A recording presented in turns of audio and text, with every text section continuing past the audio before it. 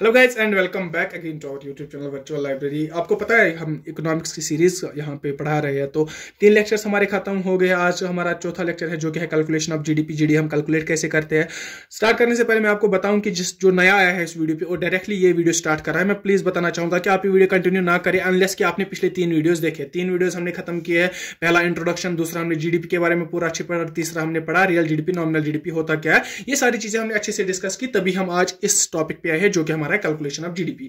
तो कैलकुलेट करता कौन है, पहले ये बात करेंगे कि कैलकुलेट करता कौन है जीडीपी। सर, हर एक कंट्री में एक एजेंसी होती है जिसका नाम है नेशनल स्टैटिस्टिकल एजेंसी, जो कैलकुलेट करती है जीडीपी। तो हमारी कंट्री में सर नेशनल स्टैटिस्टिकल एजेंसी कौन सी है? सर वो है CSO, central statistics office. Estimated GDP, यही हमारा जीडीपी एस्टिमेट करती है। उसके बाद हम अगर बात करेंगे नेशनल स्टैटिस्टिकल ऑर्गेनाइजेशन क्या है। सर एक ऑर्गेनाइजेशन है, सीएसओ इसकी ब्रांच है, नेशनल स्टैटिस्टिकल ऑर्गेनाइजेशन। आप याद रखिए, कंफ्यूज नहीं होएगा। ये एक ऑर्गेनाइजेशन है, ये बहुत टीम्स का एक ऑर्गेनाइजेशन बनाता है, बहुत विंग्स है इसकी। एक विंग इसकी है सेंट्रल स्टैटिस्टिक्स ऑफिस, जो हमारा जीडीपी कैलकुलेट करती है।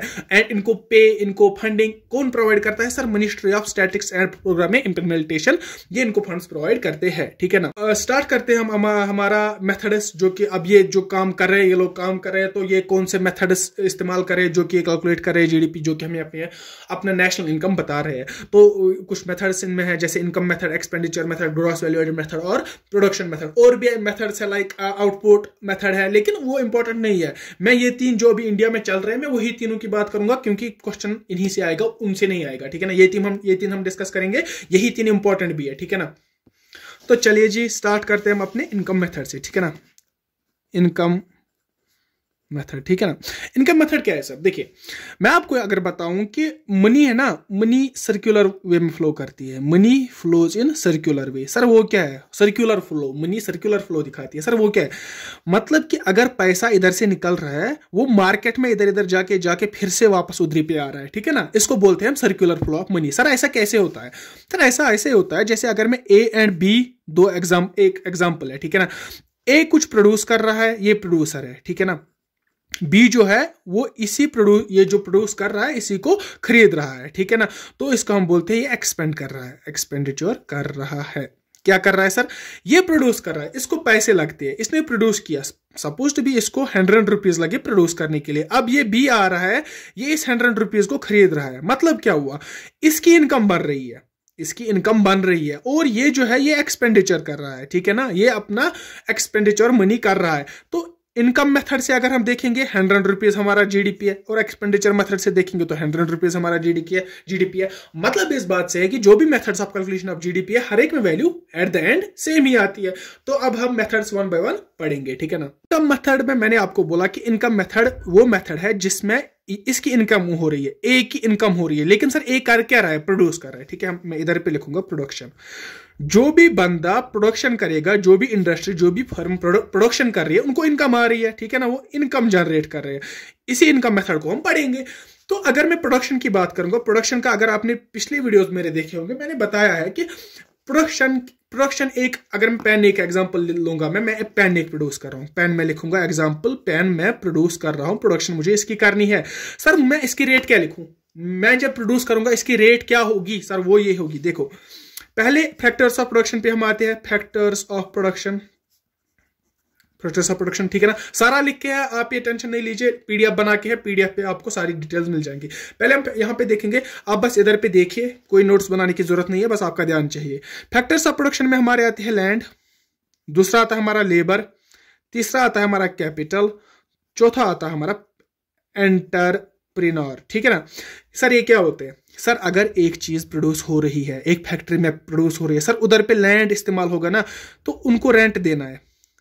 समझिए, जो फैक्ट्री किसी एक चीज को प्रोड्यूस कर रही है, जो फैक्ट्री इस पेन को प्रोड्यूस कर रही है, वो किसी लैंड में है, उस लैंड का रेंट भरना है, हो गया एक।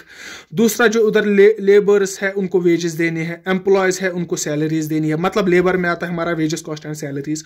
कैपिटल में अगर मुझे कुछ बनाना है, कुछ रॉ मटेरियल पहले लाना है, उसके लिए मुझे पहले पैसे चाहिए। उसके लिए मुझे बैंक, अगर हर एक के पास तो पैसे नहीं होते ना, वो कहीं से पैसे लाता है। फर्ज करो मैंने बैंक से पैसे लाए, तो मुझे वहां पे इंटरेस्ट भी देना है कैपिटल पे।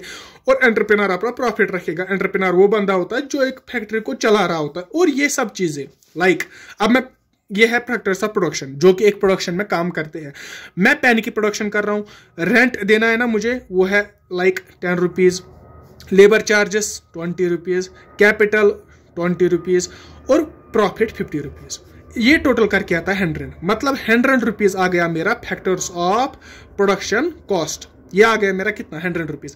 अब मैं ये प्रोड्यूस कर रहा हूँ 100 रुपीज़ पे, उसके बाद मैं टैक्सेस वैक्सेस की बात मैं भी नहीं कर रहा हूँ, ठीक है, आप बस ध्यान रखिए। अभी 100 रुपीज़ आ गया मेरा फैक्टर्स ऑफ प्रोडक्शन का कॉस्ट, मतलब इस पेन का कॉस्ट है 100 रुपीज़, यही तो डिटरमाइन करता है ना इस पेन का कॉस्ट। तो मैं ये पेन बेच रहा हूँ, अब जब मैं ये बेच रहा हूँ तो मेरी इनकम कितनी बनेगी सर, 100 ही बनेगी ना, 100 ही बनेगी ना मेरी इनकम। तो यही तो है हमारा इनकम मेथड। इनकम मेथड में अब हमने क्या पढ़ा, इनकम मेथड में हम डिस्कस करते हैं फैक्टर्स ऑफ प्रोडक्शन को, किसी भी एक चीज के फैक्टर्स ऑफ जिसकी भी हमें इनकम निकालनी है, फैक्टर्स ऑफ प्रोडक्शन देखते हैं। और उसके बाद देखते हैं कि हर एक पर्टिकुलर आइटम पे कितना लगता है, लाइक लैंड है इस पे 10 रुपए लगे, लेबर है इस पे 20 रुपए लगे, प्रॉफिट है इस पे 50 रुपए लगे, तो टोटल एस्टिमेट किया जाता है कि कितना हुआ, तो वही वैल्यू जो आता है वो बनता है इसका इनकम। क्योंकि एट द एंड यही 100 रुपीज तो कोई एक्सपेंडिचर, कोई दूसरा जब आएगा इसको एक्सपेंडिचर करेगा, इसको खरीदेगा, वो तो 100 रुपीज देगा ना, मतलब ये 100 इनकम आ गई और इसका एक्सपेंडिचर हो गया। ये हमारा इनकम मेथड, और कुछ हद तक आपने एक्सपेंडिचर मेथड भी पढ़ा। तो इसके बाद हम पढ़ेंगे, इसके बाद मैं पहले ये बताना चाहूंगा आपको कि जो मैंने सारा बताया ना, इसको मैं नहीं बोल सकता ये GDP एट फैक्टर कॉस्ट है। बता सकता हूं कि नहीं बता सकता हूं? हाँ सर बता सकते हैं। क्यों? क्योंकि GDP एट फैक्टर कॉस्ट तो हम इसी तरह निकालते हैं ना, जिस तरह मैंने इधर पे इनकम निकाली, यही तो होती है ना इनकम। हाँ सर यही होती है, ठीक है ना। तो इनकम मेथड में हमने देखा कि ये एट द एंड ये क्या है, ये GDP एट फैक्टर कॉस्ट है, ठीक है ना। और अगर आपको याद होगा मैंने बताया था कि अगर हमें क्या करना है, GDP फैक्टर कॉस्ट से अगर हमें GDP एट मार्केट कॉस्ट देखना होगा, वो क्या होगा सर, एक तो GDP इधर पे प्लस ऑफ टैक्सेस करेंगे, माइनस ऑफ सब्सिडीज करेंगे। लास्ट वाली वीडियोस में सारा डिस्कस्ड है, मैं अभी फिर से रिवाइज कर रहा हूं। इधर पे GDP फैक्टर कॉस्ट से अगर आपको मार्केट कॉस्ट पे जाना है, तो फैक्टर कॉस्ट से मार्केट कॉस्ट जाने के लिए हमें टैक्सेस ऐड करने पड़ेंगे, सब्सिडीज माइनस करनी पड़ेंगी। तो ये था हमारा इनकम मेथड।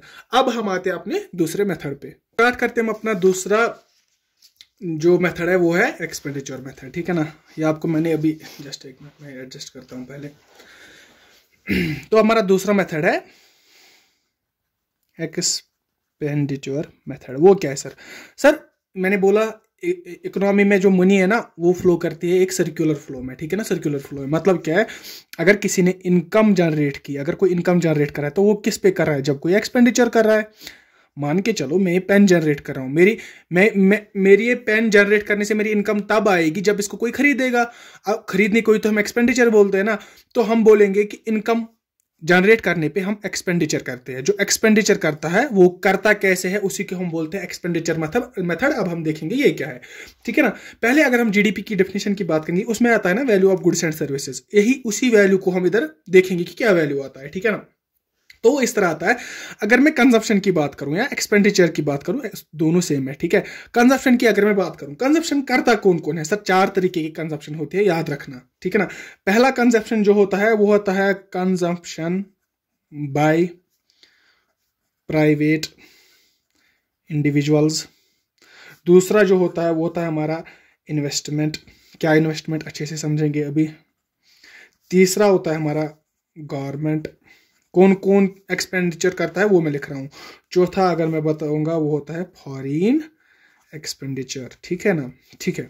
तो अभी हम 1 बाय 1 इसको डिस्कस करेंगे। Consumption by private individual, sir वो क्या होता है। देखो मैंने ये पेन जनरेट किया ना, इनकम, किसी की इनकम आ रही, अब जो ले रहा है ना वो क्या, वो रिटेल में ले रहा है ना, वो किसी दुकानदार से ले रहा है ना, मतलब वो एक्सपेंडिचर कर रहा है। प्राइवेट इंडिविजुअल्स एक्सपेंडिचर कर रहे हैं, उसको मैं बोलूंगा कि वो प्राइवेट एक्सपेंडिचर है। जो लोग कुछ खरीदते हैं, दुकान से कुछ खरीदते हैं, वो होता है कंजप्शन बाय प्राइवेट इंडिविजुअल्स। आ रहा है समझ।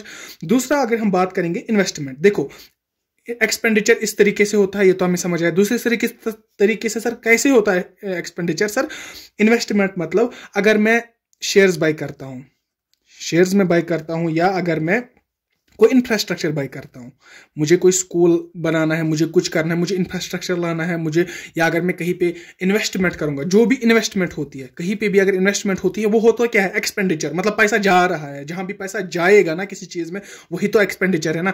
इन्वेस्टमेंट में हम अगर मैं बात करूं, शेयर्स बाय करते हैं, उसमें तो हम इन्वेस्टमेंट करते हैं ना। अगर हम कोई पे स्कूल बना रहे हैं, कोई पे हॉस्टल बना रहे हैं हम, तो वहां भी तो एक्सपेंडिचर होता है ना, वहां भी तो हम इन्वेस्टमेंट करते हैं ना। तो ये होता है इन्वेस्टमेंट। इस तरीके से भी एक्सपेंडिचर होता है। तीसरा, गवर्नमेंट भी एक्सपेंडिचर करता है। सर हाँ करता है। कैसे करता है सर? गवर्नमेंट ने सैलरीज देता है एम्प्लॉयज को। सैलरीज अगर हम काउंट करें वो एक्सपेंडिचर नहीं है, वो गवर्नमेंट का एक्सपेंडिचर नहीं है। या अगर हम बात करेंगे, कंस्ट्रक्ट कुछ कर रहा है गवर्नमेंट, ब्रिज कंस्ट्रक्ट कर रहा है, रोड कंस्ट्रक्ट कर रहा है, तो वो भी तो इन्वेस्टमेंट है गवर्नमेंट की। तो हाँ, एक्सपेंडिचर गवर्नमेंट भी कर रहा है, एक्सपेंडिचर इन्वेस्टमेंट तरीके से भी हो रही है, और प्राइवेट इंडिविजुअल भी एक्सपेंडिचर कर ही रहे हैं।